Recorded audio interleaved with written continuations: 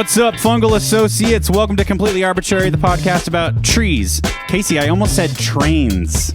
Honestly, that would have been great, Alex. And other related podcasts. Yes. Wow, what's happening to my brain, Casey? We only talk about trains and other related podcasts. Yeah, so what are some train-related podcasts that we know of? There is the coal podcast, which talks about coal-fired steam engines.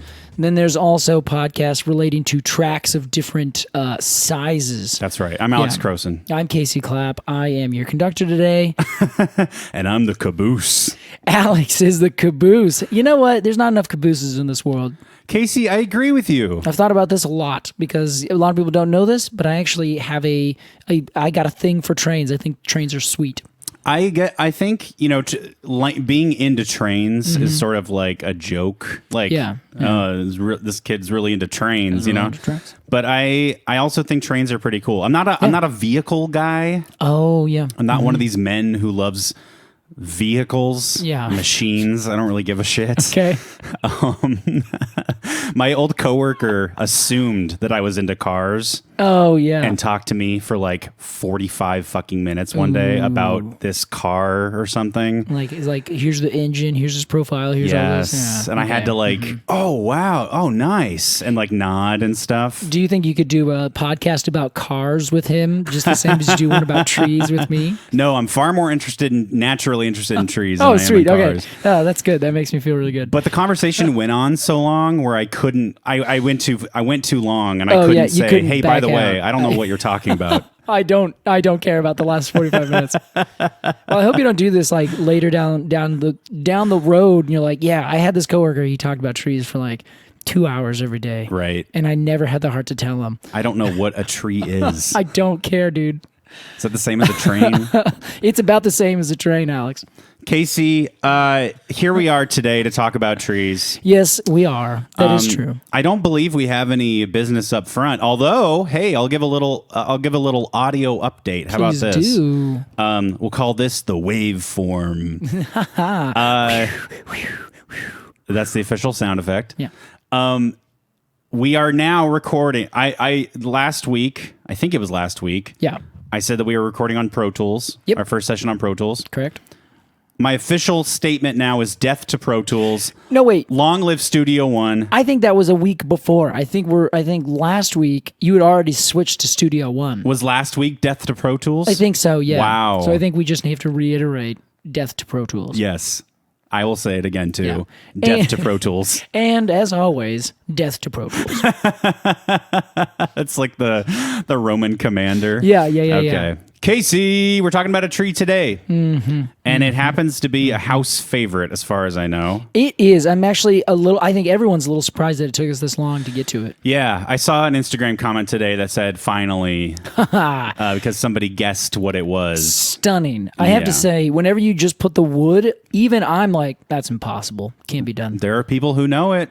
Or at least are good guessers. They're way out there. Like, I'm just, for whatever reason, I have specialized in certain things, and other things I have to just say, I'm not going to go that far. Right. It doesn't interest me. It is the cars of the tree world. Wow. Mostly, it's like identifying trees by their wood. Sometimes it's kind of obvious. Sometimes you can kind of have a guess. Sure. But it's really challenging for me to look at wood and be like, oh, I don't know. And you just don't care. I just don't care. It doesn't really, I'm not a wood products kind of person. Sure. I'm a living tree and how they do things kind of person.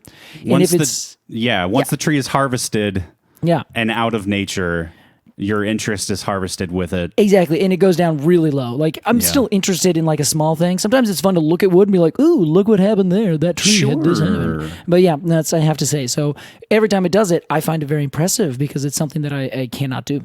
Yeah, same. I have to say. Casey, what is the wood the tree, we're talking about today, and the wood, the tree of which this wood originates. Well said.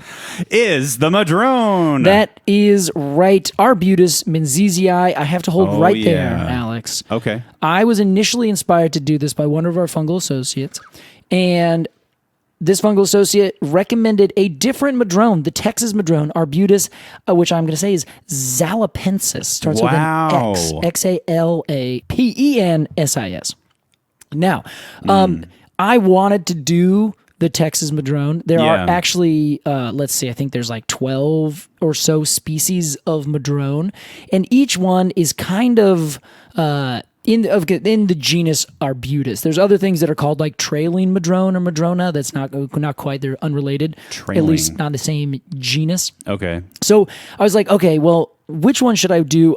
So many people are so familiar with the Pacific Madrone, which is Arbutus menziesii, and very few are really super familiar with the smaller, less widely spread trees that grow elsewhere that we also call this Madrone, Madrone. This is a question of how deep we dive into our West Coast bias. It is. Okay, this is totally it. I will take that badge and I will live with it. That's okay. Me too. But the other reason I wanted to do it is that they're really closely related. They're not like so far apart that one is completely different. The biggest thing is that they have some slight morphological differences and they grow in different areas under different circumstances on a micro level, but on a macro level, grow in the same kinds of areas under the same kind of circumstances. They just have these big geographic differences. Okay. This reminds me of the dogwood. Yes, it is very, very similar to the dogwood. Although I think I would argue that the dogwood, the trees have really different appearances. Yeah. So if you stand back, you can be like, okay, that is different than that is different than that between these three trees. Yeah. And this is a really easy way to tell them apart. It just so happens my bias was in the nursery trade. They're kind of just all dogwoods. I gotcha. So in Madrones, it's like the berries are just a little bit smaller, but they're the same color. The leaves, instead of being this wide, are just a little bit skinnier. The trees, instead of being this tall, are this tall. You know? So it's kind of these comparison differences as opposed to that one's pink, that one's white, that one has bark like this, that one has bark like this. Does that make sense? It seems pretty granular. Yeah. And that is a wood pun. Yes. Okay. That was very good of you. Thank you, Alex. Casey. Wait, hold on. That's the wrong kind of grain. Yeah. No, we got to call you out there. Granular is like little bits of grain as opposed to the grain of wood. Okay, all right. I'll let you fight your way out. It's a pun, but it's a play on words pun. Oh, I see. So it's a together. homophone pun. Homophone puns. What completely arbitrary specializes in. Wow, I climbed my way out of that one. Yeah, you sure did. Good job. Okay. Well, anyway, so that's my big caveat. Okay. So first off, thank you to that fungal associate who encouraged us to do this. You are why we are doing this tree right now. Also, apologies, we're not doing the tree you actually asked for. Yeah, sorry. But I did see these outside Guadalupe Mountains and Big Bend National Park. Actually, in both of those national parks.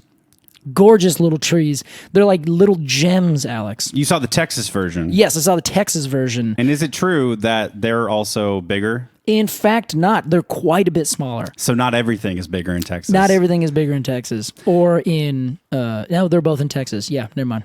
Casey, as we do every week, let's imagine that you and I are... How about we're taking a little coastal hike on the Oregon coast, and we want some fish and chips. Yeah. And but we have to walk there. Yeah. And we find some madrones. Yeah. Some Pacific madrones. All over the place. Let's ID this tree. Alex, it's not hard to identify this tree because it stands out immediately from afar for two reasons. The first being, of course, the bark. It's incredible. You walk up to this bark, you've touched it, and you're like, oh my God. It was the smoothest surface I've ever put my hand on. Oh my God. Truly. That is saying something. It was really like air. It was so fucking smooth. They're amazing. And that is, they essentially have one layer of bark almost at any time. And that bark is like a kind of chartreuse green underneath. Yeah. And then the outer bark is this bright orange red. And then the green bark is like the fresh, and then it kind of fades to this orange color. And peels off. Yeah, and if you peel it off immediately, right underneath, it'll be that chartreuse green. And so then most people are just going to see that kind of aged bark just a little bit later in the season, where it'll be this beautiful, gorgeous orange, like burnt orange, brownish color. It's like a bronze. It is. It's like anywhere between the bronze, the orange, the red. Mash them all together, but in a way that's really nice. So beautiful. It's so gorgeous. And of course, that peely bark that exfoliates off adds that whole extra flavor of colors, because all the colors are really like bright and shiny and sparkly, and like they're really just like my eyes are popping, because you're just like, wow, this is gorgeous. So the really smooth one that I touched, Casey, was that like in between peeling and fresh? Yeah, exactly. Yeah. Okay. If you go to the Oregon State Landscape Plants and you look up their photos, which we'll have this link to, it's if it is a tree that we can link to using this website, we do at our website, arbortrarypod.com. You go and you click on their photos, and it shows two different styles of the bark, because as these trees age, their bark doesn't exfoliate, kind of like the London plane tree or sycamores.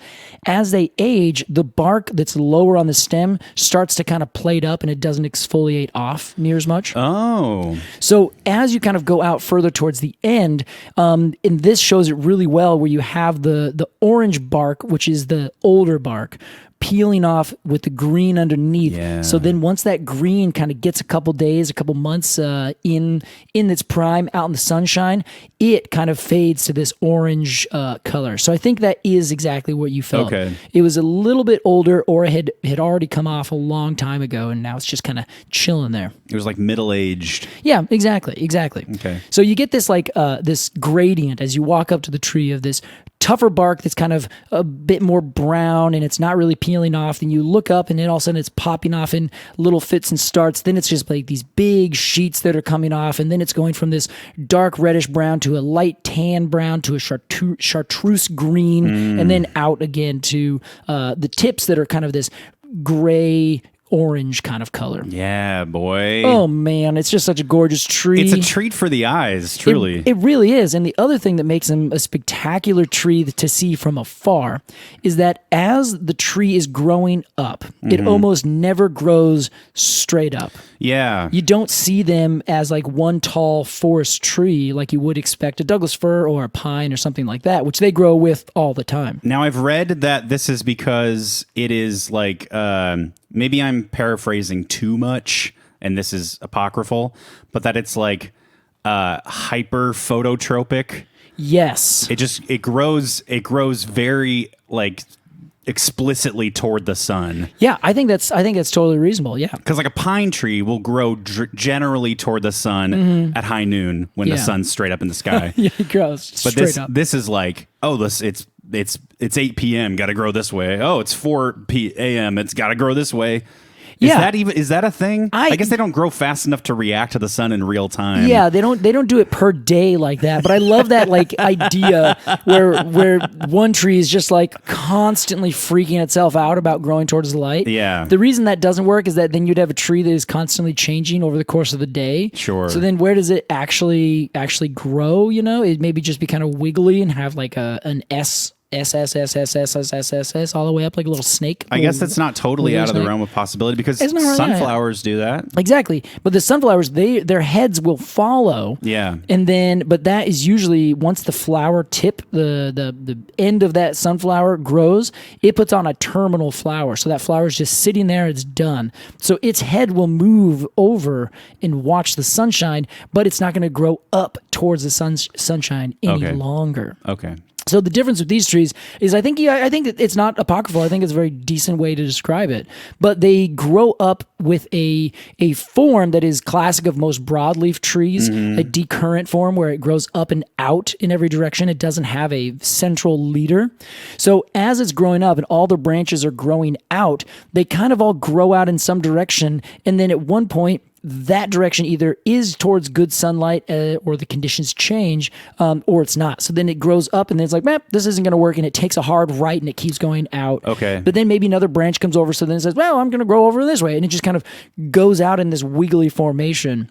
But even, Alex, if it is in the middle of perfect sunlight, there's nothing above or around it, it grows out in all directions like a big bushy tree. But if it's anywhere near another tree, they'll just grow off in like angles. Okay. So if you're walking through a forest, they're not necessarily at like 30 degrees or anything like that. They're just kind of like just growing out, kind of to the left, kind of to the right. They're never just going to be like, there's the sun, I'm going straight up to compete with everything. They're like, no, I'm actually going to grow kind of sideways and, be damned this directionality that you guys are so into. The Madrone says to the Douglas fir, Wow. What a sass pot. It is. It's a sass pot of a tree. That's a great description. The sass pot tree. I don't even know if that's a thing.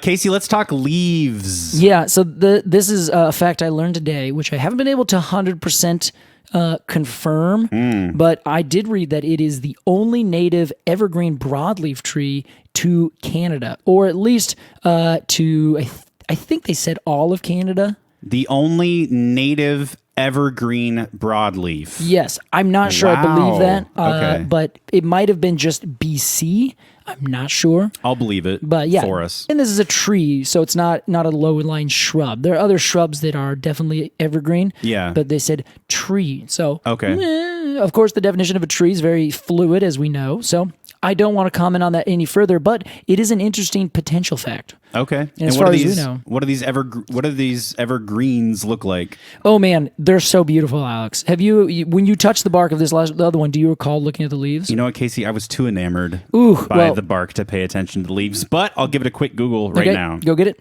This is a gorgeous leaf. They're very shiny and dark green. They have yellow veins that come out, or very, very light green veins that come out, one mid vein in a very like ovoid leaf. So it just kind of is an elongated oval of a leaf. The veins come out perfectly straight, and there's just the teeniest, tiniest serrations all around. Those little trees, those little serrations aren't really enough to make it be like, oh, it's a serrated tree. They're so minute, but the kind of fuzzy looking edge, the really dark green with the nice, perfectly symmetrical veinage on it, just gives it a handsome look in every regard. Casey, I noticed that these grow in sort of like a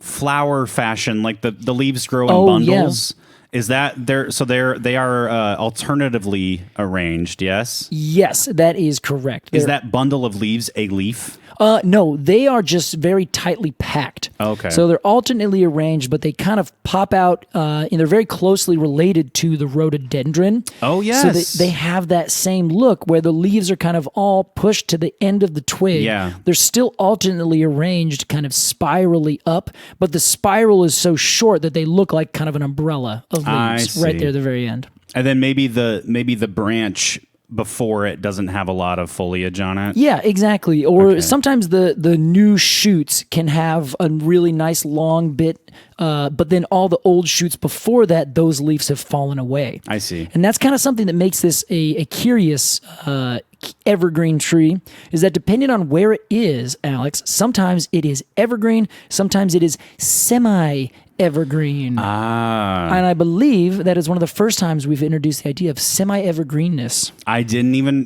this is an arbitrary first. An arbitrary first. That's exactly right. I think there's a couple trees that one could probably argue are semi-evergreen. The first one that comes to mind is the southern live oak.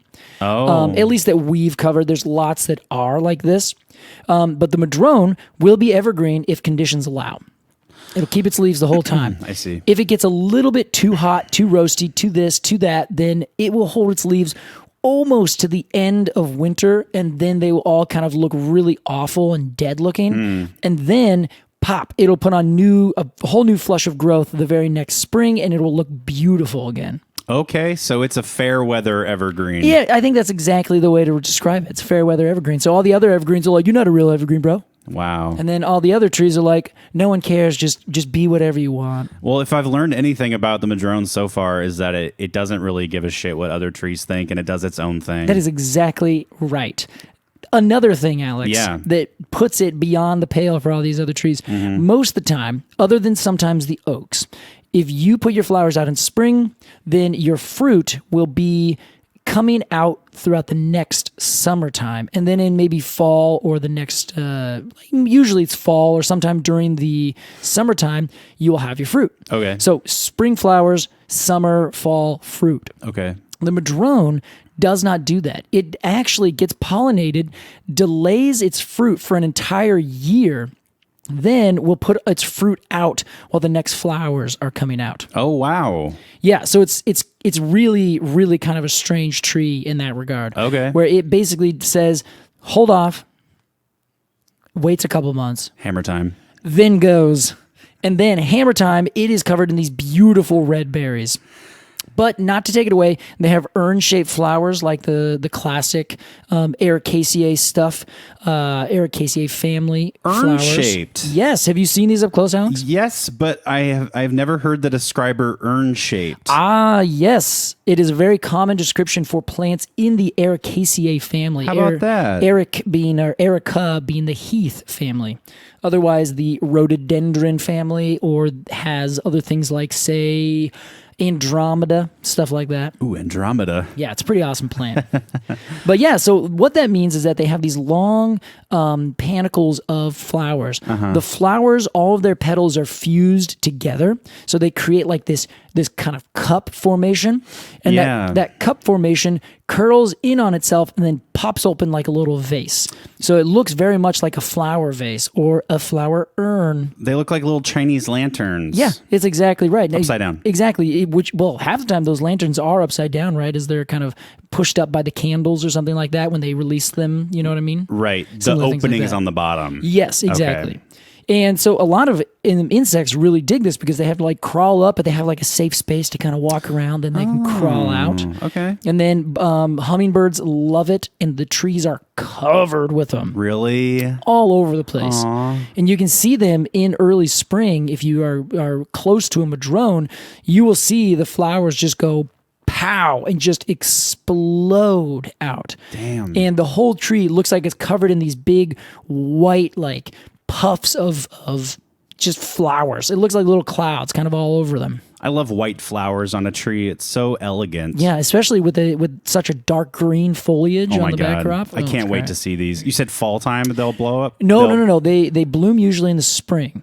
But then their flowers will come out in October. I'm sorry, their fruit will come out in October. Okay. But it'll be the next October. Well, let's talk about these October fruits, Casey. They are berry-like. They are adorable. I'm assuming they're not berries, though. You know what, Alex? They might actually be berries, but I'm not sure. This, honestly, my what I'm reading right here right now, just says the fruit is ellipsoidal or obovoid, which means that it's kind of almost a circle, but kind of an elongated bit of a sphere. I will say, if there's one thing I've learned on this podcast, it's that nothing is what you think it is. Nothing is, but I would say these are probably berries. I should have known this, but by my definition of a berry, which is generally that you have seeds inside of a non-fleshy fruit. There's no like big pit. Yeah. I would say that is probably what it is. But this says,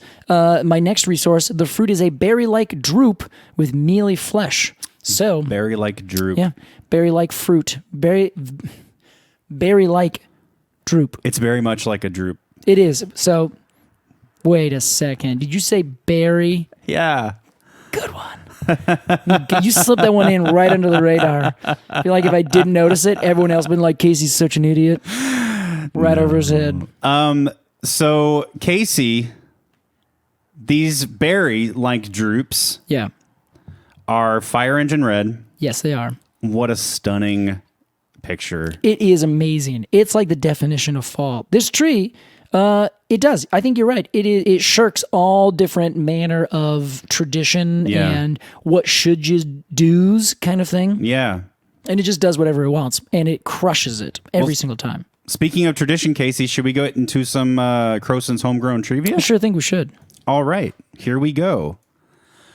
Plunge. There has to be some sort of... Ooh, I was waiting for you to go into like some like prose poetry. Oh. Plunge with me into your destiny with the Madrone tree. Okay. That was pretty good off the cuff, Casey. Thanks. You're a regular Busta Rhymes. Oh, that's right, Alex. I've got Bust on the brain because I've been listening to lots of Busta Rhymes. Okay. That dude is hardcore. Yeah, he is. Fastest rapper, I think, in rap. Historically, I think now still to this day, though, probably. Wow. Yeah, he's so like aggro. Everything is like, whoa, like he's really slaps you in the face with his words. He does, yeah. Art. Okay, Casey. What do we got? This Madrone wood, it is very, I would say more often than not sold as burl veneer. Now, this is something I'd never heard of, but apparently the Madrones they grow lots of burls. Yeah, they do. They grow lots of burls, but they also like have a couple fungal diseases, cankers that get on them. Okay. And that causes the very outer, very thin bark to essentially get a weird ring on it. But then that weird ring will have to get, the tree grows over it. But then that weird ring, once it gets grown over, is kind of within the tree or becomes this weird nodule. So it's not a burl in the traditional sense where you have like one bud that essentially kind of gets cut, then gets more buds, and you get this weird, almost like cancerous kind of growth on a tree. Uh-huh. This is the tree just doing a bunch of response growth all over the place. I see. Because they're really tough, resistant trees. So where normally decay would get in and cause a bunch of trouble and then ruin that veneer wood, the veneer wood or the wood of the tree just kind of goes, meh, okay, cool, stops growing and then gets covered over again and again and again. So you get this really wacky looking wood that is, it looks like nothing you've ever seen. Well, people love that wood, Casey. Yeah. It is expensive. It is more expensive than other premium hardwoods like a cherry or a walnut. Jeez. And this wood being revered for its burl veneer sort of reminded me of like people killing elephants for ivory. Oh, yeah. You know? Yeah. It's like this very specific commodity from this tree. But the good clean wood is not that popular. Yeah, you don't from want this it. tree. Yeah, No. it's kind of boring. So let's talk indigenous uses. Oh, man. The Coast Salish people have a myth about this tree, Casey. I love this, Alex. It is a great flood myth, as many peoples around the world independently have, and that the Madrone tree provided an anchor for their canoes to not drift away during this great flood. Therefore, to this day, it is revered as a symbol of protection, safety, an anchor. Yeah. The Salish people do not use this tree as firewood. I learned that and was stunned. Yeah. Do you know why? Why were you stunned? Because this tree is known to be the highest BTU wood of almost any tree you can get in the Pacific Northwest and much of anywhere around. BTU stands for? British Thermal Units. It's a measure of heat. So it just burns really well? It burns really hot and it's really dense wood, so it burns for a really long time. Ah. So a lot of people are like, well, if you want a really good fire, you got to burn oak. Madrones beat oak out in terms of a more quality firewood. That's even more meaningful. It totally is, because like it's the best, and they say, no, we'll leave that on the shelf. Yeah. We're going to take other things. It is really meaningful because I would have thought that it would have been completely opposite of that. Casey, the berries of the Madrone can be used. You can eat them fresh. You can eat them dry. You can also, what is, I think, was probably and is most popular is to make a cider out of them. Oh. However, multiple sources saying that these berries are kind of bland and tasteless. Yeah. Which is unfortunate because they look so pretty. They look like they would be delicious. But reportedly quite bland. There's another species of Arbutus called the strawberry tree. The scientific name is Arbutus unudo. Okay. And apparently that specific epithet comes specifically from the idea that you can eat the berries, meaning it's edible, but the uno in front of that means only once. They're not going to kill you, but once you eat one, you're not going to want it anymore. They're just that not good. That's amazing. Edible only once. That's very funny. You can make a tincture. You can make a tincture or a poultice out of the bark and berries, and this can be used to treat minor wounds or sores. You can make a tea out of the bark. And this has notes of cinnamon, fungus, wood smoke. Gotcha. You can use this for a stomach ache, or it can also help with cold symptoms, cold and flu symptoms. The bark and berries, as you might expect, also great dye material. Yes. Everything can be harvested. This was my favorite takeaway beside the Salish myth, that everything can be harvested from this tree without damaging it. Yeah. Which I think is lovely. That is really interesting. That's a good point. You can just walk around these trees and pick up stuff from the ground. Yeah. and it's like you were never there. What's also interesting is there's another myth that I heard about this tree that adds to a little bit about the wood, but they essentially pitch as a thing itself would always go out into the Salish Sea, and it would get or into the ocean at large, and it would get fish. Would just go out and go fishing, but it would come back before the sun came up, because if the sun came up, then it would melt. One time, it came late out of its fishing trip and melted on shore, and then the other trees came over and took pitch and poured it on themselves. The Douglas fir got there first and took the lion's share, so it has a lot of pitch now. The grand fir came a little bit later, only got a little bit of amount. By the time the Arbutus got there, the Madrone, there was no pitch left, which is why the Madrone has no pitch. Wow. I love that. It's the best. Casey, with that, we got to take a break, but we have plenty more to say about the Madrone. We'll be right back after these messages with more Completely Arbortrary.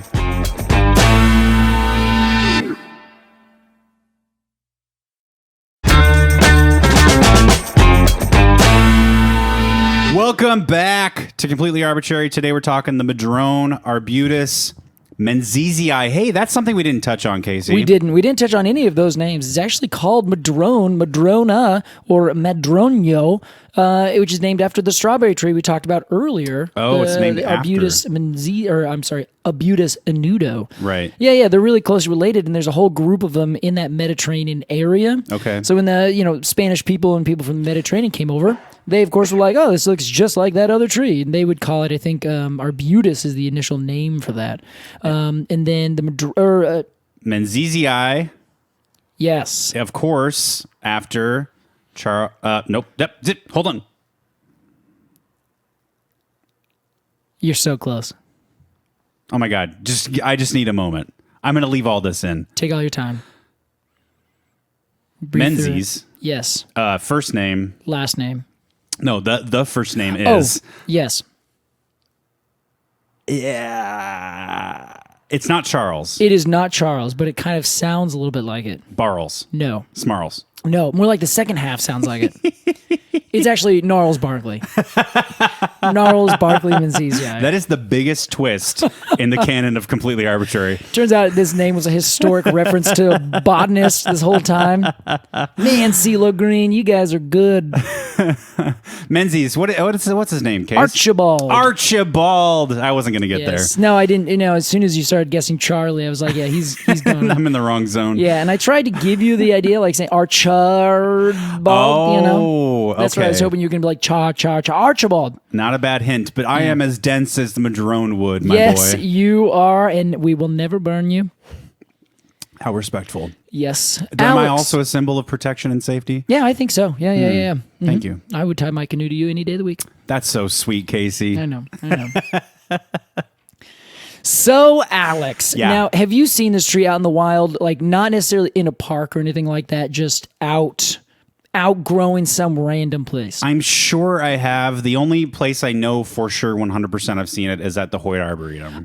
Which is, that's pretty good. So, this tree is kind of a weird anomaly of a tree. It's only weird in that it doesn't look like it fits.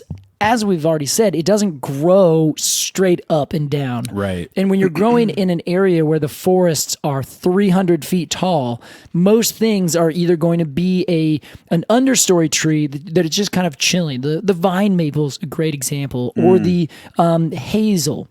Where every understory tree just kind of goes, man, I'm just gonna kind of chill down here. I'm not gonna do a whole lot. I don't need to fight for the canopy, because the canopy is 300 feet up. There's no chance of fighting for the There's just no chance for it, yeah. It turns out that there are other trees that do compete. There are broadleaf. They're like, I'm going to compete with these conifers. I'm going to get up there to the top. And if I can't get to the top, I'm just going to take up enough space that nothing's going to grow underneath me. We're talking beech? No, well, this is in the Pacific Northwest where these guys are from. Okay. So, that would be the Oregon white oak, California black oak, the how about the horse chestnut? Chinkapin. No, horse chestnut doesn't grow around here. I'm sorry. You're really good. You're almost there. You're getting there. Wait, yes, it does. We saw one on our tree track. Oh, well, it grows around here, but it's not a native species. Oh, brother. Yeah. I'm sick of this. I'm sick of these pedantics. Yeah. No, it is. It's a tree, the Madrone, that grows and does not shoot for the top, but will find its space in kind of the mid canopy. Yeah. In the best of conditions, it will grow up to easily, I think, 100 feet tall. I think one of the tallest was 120 feet. Oh my God. Still pales in comparison, but when you think of where it grows the most often, it makes perfect sense. So think of the most cush forest. There's great deep soil. There's enough water. The soil is covered in thick duff. You walk under it and you're just like, this is nice. I got mycorrhizal fungi all over the place. I'm just feeling good. No stress here. You have that in your mind? Yes, I'm sort of thinking of like the middle of an old growth. Yeah, forest. perfect example. One of plentiful water. Where the air is close. Yes, exactly. A lot of fungi, a lot of life everywhere. Got it. Not a Madrone to be found. You will not find a Madrone growing there. I just got unplugged from the Matrix. Yeah, you totally did. Now, welcome back to hell.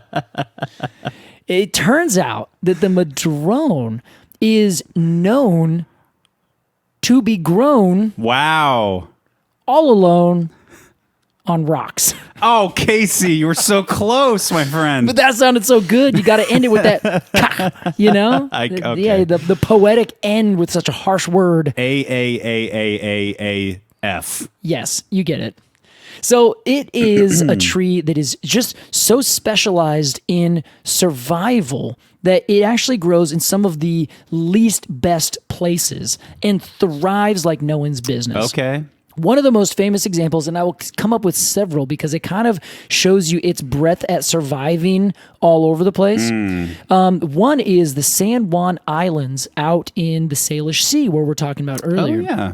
So the Salish Sea, for those of you who are not familiar, is also what we call the Puget Sound. And that is a big, gigantic body of water that comes into Washington and essentially creates a giant sea between the mainland with Seattle, and then on the other side is the Olympic Peninsula, and above is the Strait de Juan de Fuca, which separates Washington and Vancouver, British Columbia. It is a gigantic space of water, and the San Juan Islands pop up all over in kind of the northern section between BC and Washington. And those islands, funny enough, you would think, oh, they're growing like in the middle of an ocean. They are absolutely getting inundated with water. They must be just a tropical wonderland. Turns out they are not. They're more like the rocky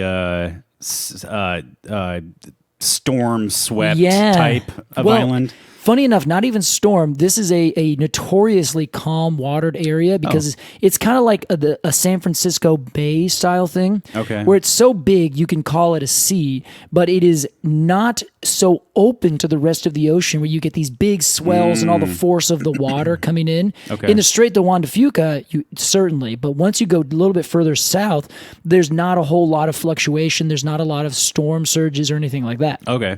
So the big thing that affects these are the mountains on the peninsula to the west. You get a huge rain shadow effect. Ah, yes. Now, you can find ponderosa pine on some of the mainland areas there growing natively in like a couple very small groves right on the east side of the peninsula. But once you get out to the islands, you get a lot of Douglas fir, which is a character who will come up in this story often. Before we dive too deep in, can I quickly sum up the rain shadow effect for anybody who doesn't know what that is? Great point. Go ahead. Okay, so a rain shadow effect is where moisture is brought from one side of a mountain range to another. It has to go up because the mountains are so high. And so all of the moisture is dumped out at the top of the mountains. Or just on the west side. Yes, on the other side, on the first side. The side that the wind is moving. The windward side. The windward side, of course. Meaning that there is little moisture on the opposite side, the leeward side. Correct. Is that right? That's exactly right. Holy shit. Well done. Meaning that it's a more arid landscape. Yes. Changing what plants grow there. Yes, that's exactly right. Mostly it's based on the fact that there's less moisture on that side, so then different plants, they take different moisture conditions. So if you're drawing a map for a fantasy novel you're writing, if there's a mountain range, one side should be lush and one side should be desert-like. Yes, exactly. Yeah. Alex, that was a great job. Thanks. Yeah, really I feel like good I blacked out for a few seconds. Speaks a bunch of science and then comes back to, what happened? Where am I? Alex, you're in a library. It's okay. Everything's just fine. Ooh, the library that Gandalf reads about the ring in. Yeah, before he panics and runs down back to the Shire. It's like, oh shit. Do you know what's funny about that? I found the appendix. Yeah. I like that idea, but like the library he was in was so far away that like he panic left, and then like the next scene he's like running, and the next scene he's there. And I'm like, that took him like 2 weeks. Right. It's always funny to me. He had so much time to like not get any sleep over this thing. Yeah. Wizards, hard life. Poor guy. Well, anywho, so this is also known as the orographic effect, which means or oro kind of mountain. So what happens is the San Juan Islands often have a wildly different ecology than the mainland areas just next to it that have different factors that are hitting them. Also, because they're islands, they don't have like a whole lot of water that's always hitting them, and what does kind of drains away quickly, especially the smaller the island. Some islands are really big and have big mountains and are completely different. But the Madrone grows all over these islands, and they grow on the sides of these rocks, and they just jet out over the ocean, or they grow on a mainland area and they just jet out over the ocean. This is a very common thing that they do, is grow in these dry, rocky, really hard soils where it looks like they're just clinging on to the side, and then they just go whoop and just pop out of the rocks. Strange. They do that all over the place.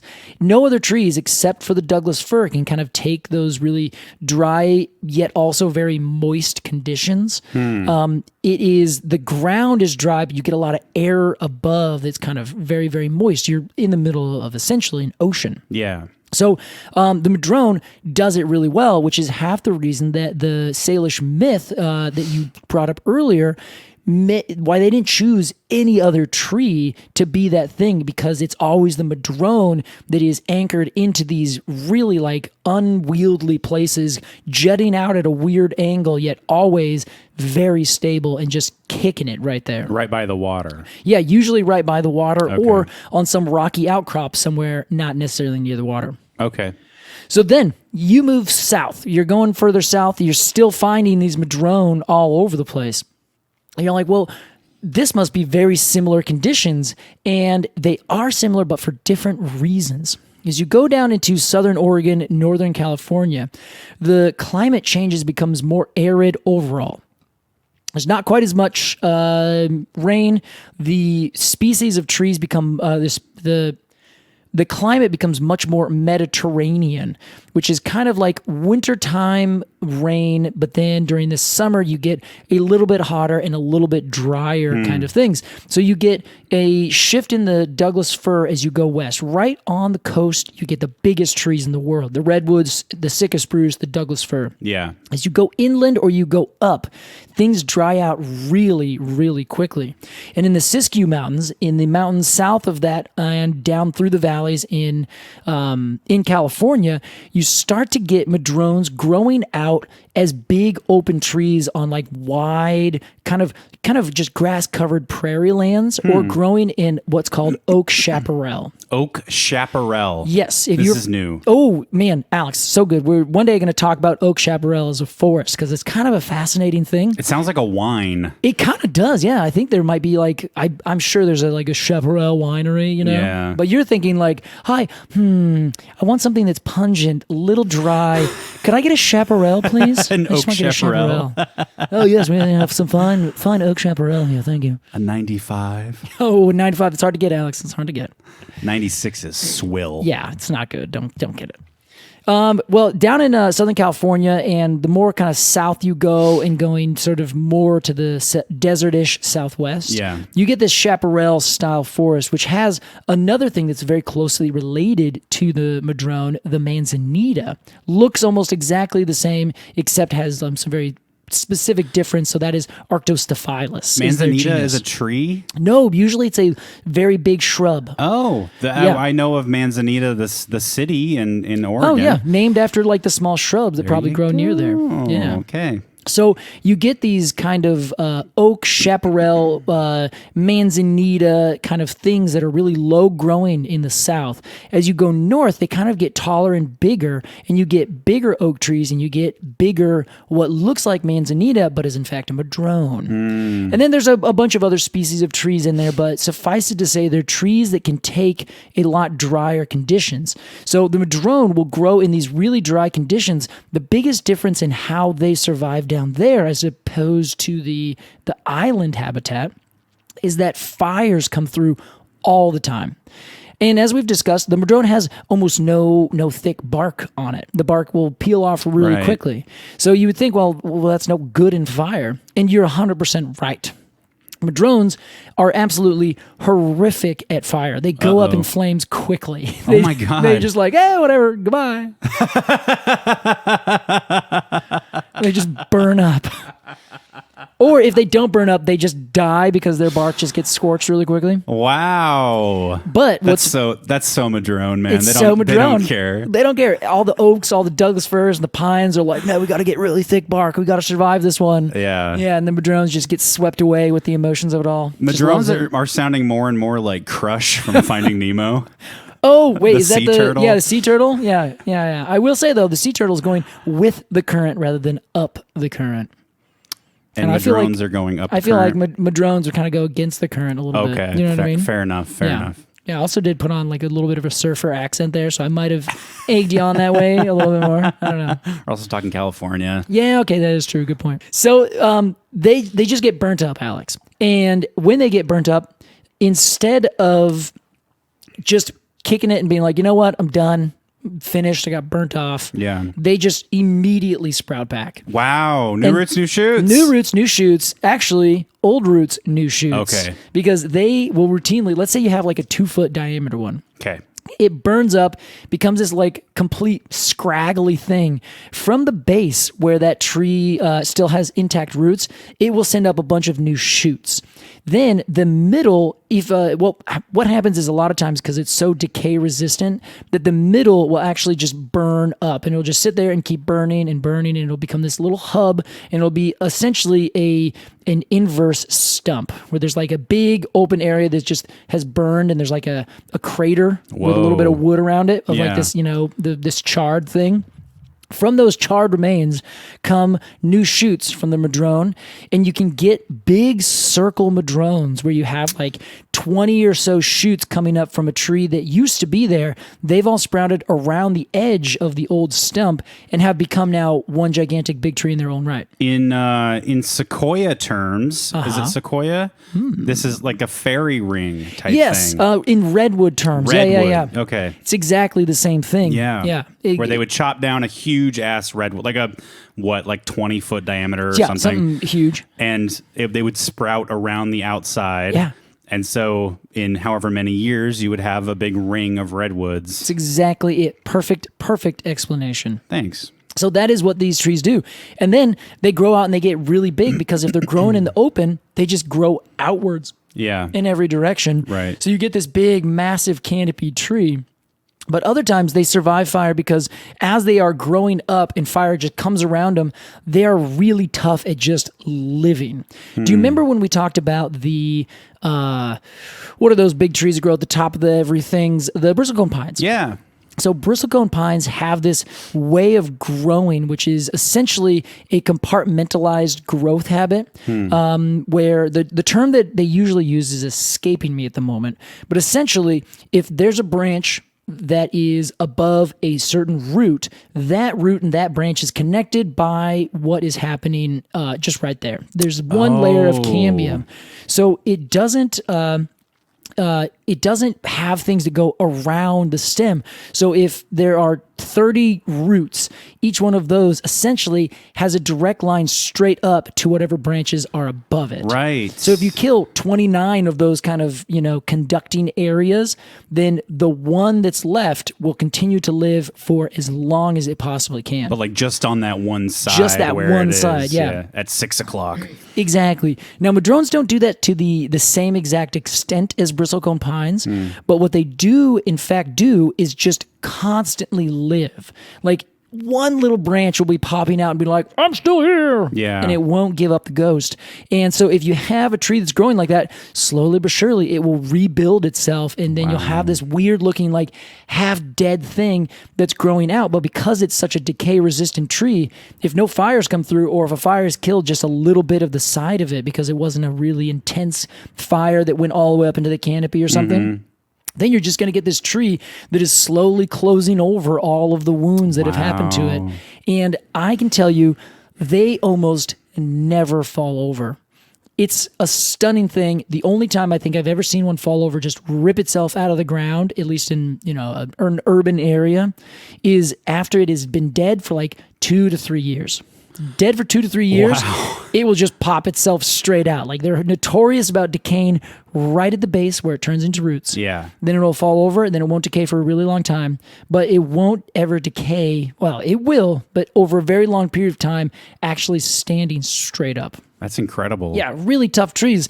And that's what they do. And they do this from essentially British Columbia all the way down to Baja, California. Wow. They just grow, and they do this in all these different places. And then species very similar to them, like the Texas and the Arizona madrone, do this in other places in wherever there is just enough water, mostly at higher elevations, all the way down through Mexico and into Texas, Arizona, New Mexico, the entire Southwest. BC to Baja, that's a pretty good latitudinal range, Yeah, right? exactly. Yeah. Like, aren't trees usually found more like longitudinally? Yes, exactly. Wow. How do you say that word? Latitudinally. Longitude and yeah. Longitudinally? Yes, I think that sounds good. Let's Like- go longitudinally. Longitudinally. Yeah, I like doing a hard G. Like, they'll grow in like a band across the world. Yeah, exactly. But these are pretty prolific vertically. Yeah, and when you think about the differences from the subtropical Baja California all the way up to the intensely not tropical southern British Columbia, you really find that these trees are spectacular survivors. That's incredible. Now, I will note that there is a little bit of difference in terms of genetics, Oh, sure. If you took one of the subtropical trees and you put it up here, it would probably be more of a deciduous tree, but I bet you it would survive. Yeah. But if you took the non-evergreen ones and moved them down, I would be curious to see if they would say, yeah, I'm just going to be 100% great all the time as long as they get water, never drop their leaves ever at all. Yeah. I don't know. Casey, I think this is a great time to get into our review. I think it sure is. I'm still just like stunned about this tree. I am too, Casey. I don't want to tip my hat at all, or tip my what's that phrase? Tip your top. I don't want to tip my top or anything. Yeah, I say it very commonly. Here's how it works. We're going to give some final thoughts on the Madrone and then give it a rating of 0 to 10 golden cones of honor. Casey, as our resident expert, will begin with you. All right, Alex. This is a hard one for me. Is it? It's really hard. I don't get that impression. All right, that's fair. That's fair. It's not hard. You I love seem this to be tree. a fanboy. This tree, actually, it's one of my favorite trees. Whenever I see it in the wild, in like a unique space, I'm always like, yes, you rock, you're the coolest tree. Everyone get out of the way. But then I'm like, nah, you don't need to get out of the way. The Madrone is going to do it anyway. It's competed successfully with every species of tree that we could throw at it, from Baja to BC. Yeah. Right on the coast, where it is the hardest place to be a plant that isn't a Douglas fir. Wow. So I'm like, okay, you get a little bit of credit for that. It's not a big tree. Of course, it doesn't have very many superlatives. You do love a superlative tree. It might have like the most prettiest bark. Yeah, for sure. I was also going to say like tough it, like most why would you live there-ness. Yeah, there's the stamp. You got to get that. Can we put that on like a little medal that we could put on these trees? Why would you live there? Yeah. Most why would you live there-ness tree or something like that. Yeah. Well, that all adds to it. So I think the Madrones are the coolest thing. The biggest downfall, the one thing that I'm like, oh, you would be one of the best possible trees to plant almost anywhere except for two things. One, it's very hard to transplant. Okay. Don't really know why, but it just does not like to be picked up and moved to a different spot. Wow. I have my theories. I think there are not enough mycorrhizal fungi. I know that this tree is as most trees, has a resident fungal association, and I don't think that it necessarily finds that everywhere. So that's one thing. The other thing is that it is very susceptible to a lot of diseases. So it's a tree that is like not a city slicker. Even though that's all I want it to be. Whenever you see one in the city, don't go near it. See it from afar because it's probably almost about to die like every single day. You might give it something. Yeah, you might. Yeah, don't sneeze on it. Don't look at it. Wear your gloves if you're going to touch it. Yeah. I'm just kidding. Don't do that. Touch trees without gloves. Those dusting gloves that like antique dealers wear. Oh, yeah, exactly. Yeah, do it with that. You don't only pick the leaves like that. But otherwise, it's an amazing tree in every regard. If you can find some of the biggest ones in Washington, they're big everywhere. I don't get them. They're most fantastic trees. 9.2.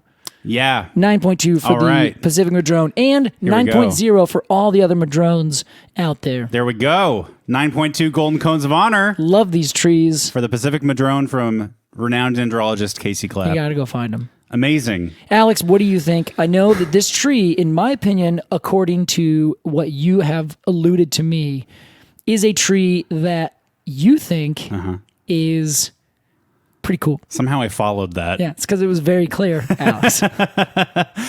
I love the Madrone. I think it is... it has a ton going for it. And if you want to know what I think it has going for it, rewind back to the beginning of this episode and listen to it all again. That's what. I like that, like referencing your own episode at the end of the episode. Yeah, this is how we get multiple listens, Casey. Now, if you want more information on the Madrone, just press that back 15 about 400 times. First, make sure you listen to both ad breaks. Yeah. That's all we actually want you to do. Listen to the first 2 minutes of the show, skip ahead to about the half hour to 45-minute mark. Yeah. Listen for 20 seconds. Yeah. And then go home. Learn about trees. You learn about Anchor. You learn about BetterHelp.com. That's all you got. Casey, when we did our Creative Mornings thing with Creative Mornings. Yes. During the Q&A, somebody asked us, what tree do you think best represents your co-host? You said that Alex is a Madrone. I did. I said that. And you gave a few reasons. I won't say them now. Go back and listen to our episode on Creative Mornings. Yeah, I think it's on YouTube, the whole thing, including the Q&A. I was incredibly touched. Oh. You gave such nice reasons, and the more I learn about it, the more touched I am. I felt very seen. And now that I know more about the Madrone, I'm giving this rating to not only the Madrone, but to myself. 9.5. 9.5 for the Madrone. Yeah. Alex, I have to ask. How come you couldn't get yourself all the way up to a 10 out of 10? I don't have it in me, Casey. It's your hubris. Too much Look at that. No. Wrong thing. Not hubris. It's not. Hubris is the wrong word. It's your humility, is what I said. Yeah. Okay. Yeah. I think that's it. I can't quite go there.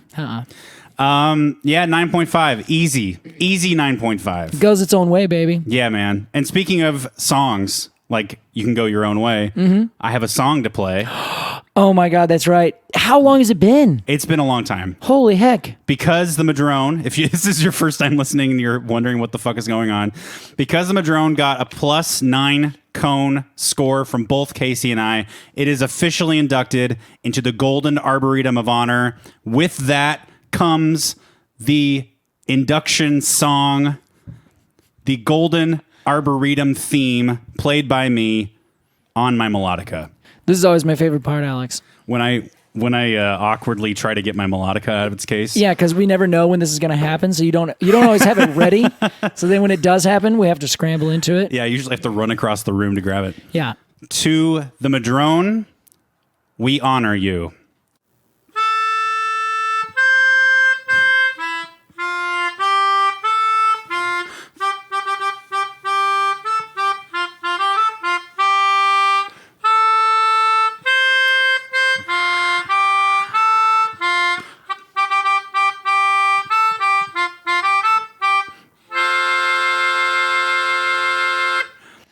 There you have it, Casey. Oh, I'm just tickled every single time that happens. Congratulations, Madrone. You deserve it. A wonderful tree. Spectacular. Honestly, this feels right. This feels right, and I think next time we need to cover a tree that we can really bring down to its knees. So. A sub-3 cone tree. Yeah. It's been a long time. Casey, it's time for the Completely Arbitrary Q&A, and this week we have a voicemail. How about that? Oh, yes. Let's hear it. Hey, Casey and Alex. Hi, Casey and Alex. We have a question for you. We're driving along the highway and we were wondering, how do evergreen trees stay green all year? Yeah, we are Davis and Julian. We asked that question. We love listening to your podcast. We listen to it every time we drive. Yeah, it's wonderful. Yeah, it's awesome. Bye. So cool. Bye, Casey and Alex. Bye. You heard it here first, Casey. Our podcast is wonderful, awesome, and so cool. Yes. That was Davis and Julia? I believe so, yeah. Okay. Yeah. Thanks, guys, for your voicemail. Casey, Thank you. What do you think? This is such a fun question. Yeah, it's one of those things that you just sort of accept and never think about. Yeah, right? And a lot of people are like, oh my gosh, and yeah. Well, I have two answers. Okay. So the first one is, this depends on where you are. So I will assume that they were driving on the highway in the middle of the Amazon forest. Those trees. Good assumption. I was like, just keep going, Casey. Don't let Alex question you. You know when you record a voice memo on an iPhone, yeah, and it says it automatically names the voice memo where it was recorded. Oh, I did not know that. Like if I record I won't say the name of my apartment complex, but if I record something here, it'll say the name of my apartment. As the default name before you change it to something else. Gotcha. Their voice memo that they sent us is called I-75 South. I-75 South? Yeah. Wait, okay, hold on. I hope they're okay with us giving this information. Well, we assume that I-75, it's a huge one. It's a north-south freeway that goes from Florida through Georgia to Tennessee, Kentucky, Indiana, Ohio, through Michigan. So we have no idea where they are. However, we can guess that they are either on the Upper Peninsula in Michigan, where there are lots of evergreen trees, or they're further south in Georgia and Florida. That is a huge interstate. Holy shit. Oh, yeah. It's gigantic. It's the breadth of the country. It really is. I'm trying to think. Yeah, it must be bigger than, I wonder if it's more than I-5. Because I-5 goes all the way from Mexico up to BC. So, right. That is a big one. Anywho, so if let's say their iPhone said that they were in the middle of the Amazon rainforest, those trees are green because they are green leaves, and green leaves, of course, have chlorophyll in them. Yeah. Now they would have each leaf has a couple different layers, from the dermis to the subdermis to the cortical or cuticle on top of that. So there's a bunch of different layers of protection that a leaf puts on it. So if water hits it, water doesn't just smash straight through, and destroy all the cells and everything. Cells have cellulose that creates the cell wall, and that is rigid. Unlike human cells, we don't have any cell walls that are rigid, so we can move around. Plants don't have an exoskeleton. So each one of their cells is hardened on the outside in and of itself, at least most of the plant cell walls. Okay. So Inside of those cell walls, inside the leaves, are the chloroplasts. Inside each individual chloroplast is a bunch of chlorophyll, which is a pigment. That pigment is what is green. It absorbs all the other colors of the forest or colors of the spectrum, and it emits, it bounces back and does not absorb it, reflects out green, which is why we see green. Right. So, all of those are just in the cell wall. If you have just like a nice little layer on the outside that's maybe has a little bit of wax on it, but just enough to like protect it and make it airtight, you're good to go. However, it does not make that tree really tough because it's growing in really good conditions. It's just sitting there, it's green, and it's chilling. As you go up and you find trees that have to deal with really cold conditions, you get a little bit of change to that. Most trees will take two different routes. One will be deciduousness. They will have the same kind of not very protected leaves, but what they'll do is just drop them and let them completely go away, and they restart and put out new leaves the next year. I have a really fast question to kind of shoehorn in the middle of this. Go get it. And I want a really fast answer to match. Are there deciduous tropical trees? Yes. Okay. So what happens? It's only heat though. When they go into the dry season, it gets too hot for them. Then they go, oh, we're going to drop our leaves so we don't lose water. That's very curious. The reason why I add that in, Alex, is because it's the same thing up north. When it gets really cold, most of the time winds are blasting through, and those winds will pull water right out of a leaf that isn't protected. Oh, wow. It will also get really cold so that the leaves themselves, if they're not well protected with two things, the individual water crystals inside the cells will actually expand and turn into these little crystals that are like shards of glass that ripped all the cells apart. Shit. If you take any of your tropical plants out here and you put it out in the middle of wintertime, they'll start to rot really fast because the cells can't basically fight back the cold, and they either disease comes in really quickly, or if it freezes, all of their cells literally explode and they can't actually do anything and they die really fast. Jeez. Lose all the protection. So what the evergreen trees do is they thicken the cuticle and they add a waxy layer on the outside. Wow. What that does is that helps seal it in, seal all the water in, so the water doesn't just, randomly fly out of its stomata for whatever reason. And so the leaf is extra protected, and that's why if you want to tell an evergreen leaf versus a not evergreen leaf in an area that is seasonal, let's just say up here in the northern hemisphere where there's a lot of that kind of thing, you're going to get really thick, really waxy, really dark green leaves, as opposed to, let's say, the larch, which is a deciduous conifer, same with the Dawn redwood and the bald cypress. Yeah. Each of them have needles that are really soft, they're lighter green, and they don't have that really tough cuticle and waxy layers on the outside. So that is what keeps them really tough and really water resistant the whole year long. They also have a lot of sugary sap and different chemicals that are inside of their veins that act as a bit of antifreeze. So even when it gets really, really cold, it's essentially, it's so packed full, just like maple syrup. Or what maple sap. It's not syrup yet. Hey, it might as well be. Might as well be. It's on its way. To my belly. Those little guys, those trees, well, just like any other tree, they have so much sugar dissolved in their sap that it essentially makes it like an antifreeze, and it can move through. It has to have a lower point of getting cold, a lower freezing temperature than just our normal 32 degrees Fahrenheit or 0 degrees Celsius. What it sounds like is that evergreenism is like a strategy. That is exactly right, Alex. They will take all of this effort, adapt to these really tough climate changes or climate conditions, and make everything really strong, and they add a lot of energy and time and effort per each leaf. Yeah. So what that does is that is a lot of effort for one leaf, so they say, we want this leaf to last as long as possible. I have one more follow-up question. Go. When fresh, let's say fir growth comes out in the spring, it's kind of a light, soft green, and the needles themselves are very soft and kind of like rubbery feeling. Yeah, totally. I'm assuming that fresh growth doesn't have that waxy coating yet. That's exactly right, Alex. So the older needles or the older leaves do they have that waxy coating on year round? Is that something they like a bar mitzvah they have when they're young and then they have it forever? Yeah, that's pretty much it. Okay, so those young needles will grow that waxy outing. Yes. And then they'll just have that until the tree dies. Till kingdom come. Yep. Okay. Usually trees that are evergreen will keep these leaves for a few years. So the ponderosa pine and a bunch of white pines, for instance, will keep their needles for 2 to 3 years. So instead of having branches like the bristlecone pine that can keep them for like 25 years, they're kept for only a few years. So you have this running kind of tally.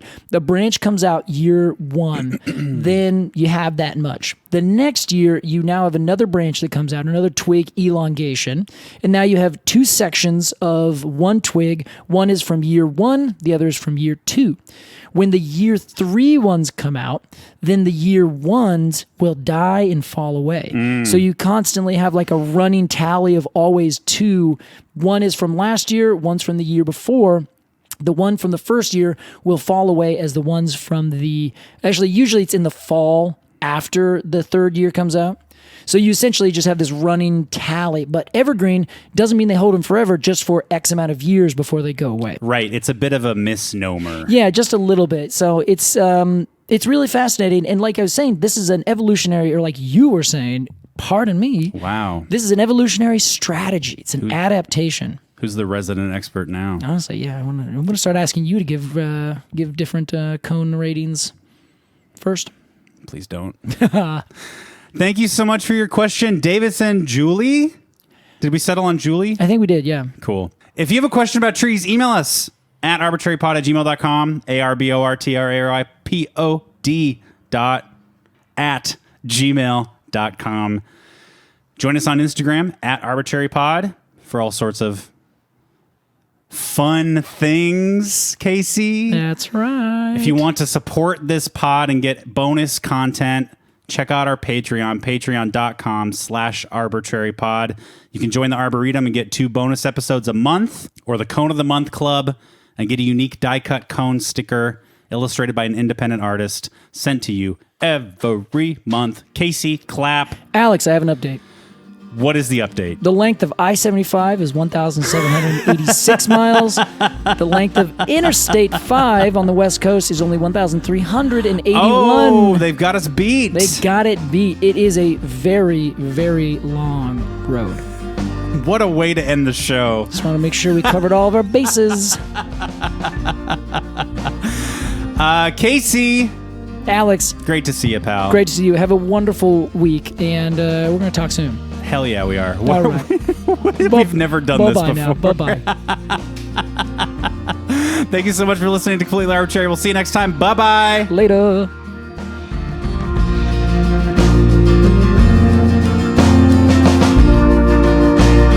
Completely Arbortrary is produced by Alex Crowson and Casey Clapp. Our artwork is by Jillian Barthold, and our music is by Aves and the Mini Vandals. And you can support the podcast at patreon.com/arbortrarypod. And find additional readings at completelyarbortrary.com.